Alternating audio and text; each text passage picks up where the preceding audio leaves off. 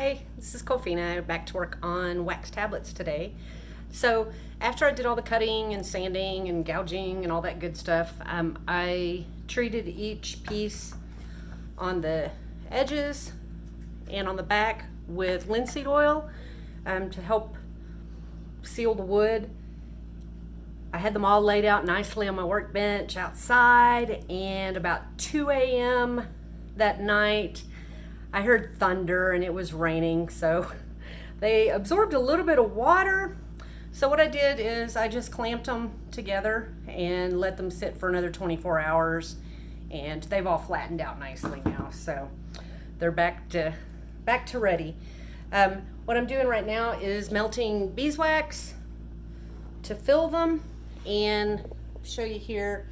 So you need to use like a double boiler because beeswax melts at a relatively low temperature. I think something like 65 degrees. I don't know. It's not very hot.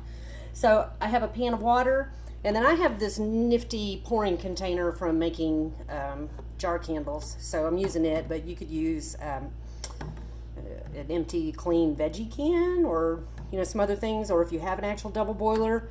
I just don't recommend that you use something that you're going to use for cooking a lot too, because sometimes it can be hard to get all the beeswax out. The other thing I did was I bought beeswax in 1-pound blocks. And they're pretty hard and they smell spicy. They smell good.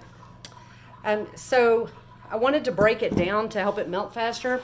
You can see in the pot they're in there in chunks.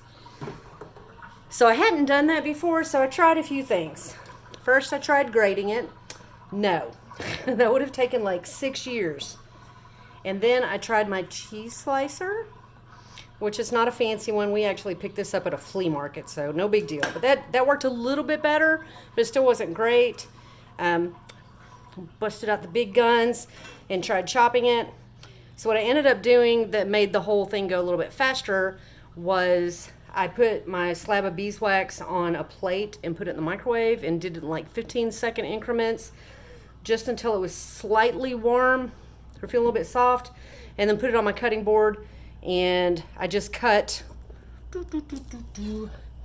like at an angle like that, and at an angle like that, and an angle like that, and the knife just slid through at that point, and I was able to get all these wonderful little chunks. So while my beeswax is melting, I'm going to pause the video, and then I'll be back and show you more.